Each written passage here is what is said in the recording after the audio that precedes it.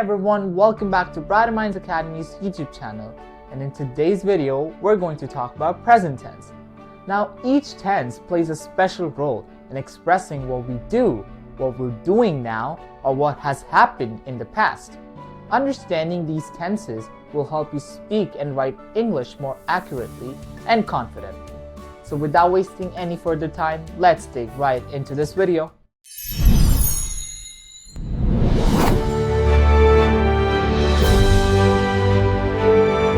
Let's start with the present simple tense. We use it to talk about habits, routine, facts, and general truth. For example, I walk to school. She drinks milk every morning. And the earth revolves around the sun. Forming the present simple is easy. With I, you, we, and they, we use the base form of the verb. For example, I eat. They play. We read. With he, she, and it, we add s, es, or ies, depending on the word. For verbs ending with a sh sound, such as wash or brush, we add es. He washes the dishes. She brushes her hair. For verbs ending in ch sound, such as teach or watch, we add es. She teaches English. He watches TV. Other endings like s, x, o also takes es. And for verbs ending in a consonant plus y, we change the y to ies, as in study to studies. The spelling rules make the present simple tense both predictable and easy to master. Next is the present continuous tense, which is used for actions happening right now, temporary situations, or planned future events. We form it by using am, is, are, plus verb, plus ing. For example, I'm speaking, she's reading, or they're playing outside. When adding ing, remember the spelling rules. Drop the silent e, for example, make to making. Double the final consonant for short CVC words like run to running. And change ie to y, like lie to lying.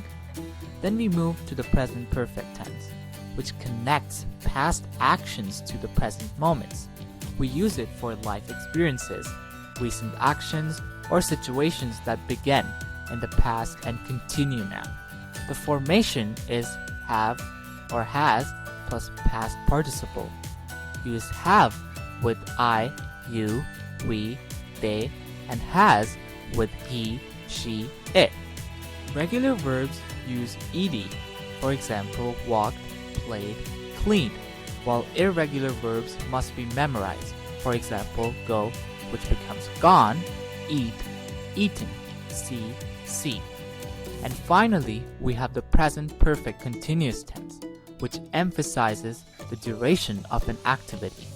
It is used when an action started in the past and is still happening or has just stopped, but affects the present. The structure is have or has plus been plus verb plus ing. For example, I've been studying for 2 hours. She has been cooking since morning, or they have been waiting all day. We often use for to show duration, for 3 hours, for a long time. And we use since to show the starting point, since Monday, since 2020. In summary, the present simple describes habits and facts. The present continuous describes what is happening right now. The present perfect connects past and the present.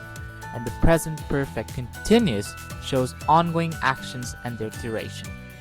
With a good understanding of structures and formation rules, including special spelling patterns like adding es to verbs ending in sh and ch, you can use all forms of present tense with confidence. So this was all about present tense. Don't forget to like, share, and subscribe to Brighter Minds Academy's YouTube channel. And if you'd like tutoring lessons for any subject from grade 1 to 8, please contact us on our email address for more information. Thank you very much for watching today's video, and I'll see you in the next one. Till then, stay healthy and eat healthy.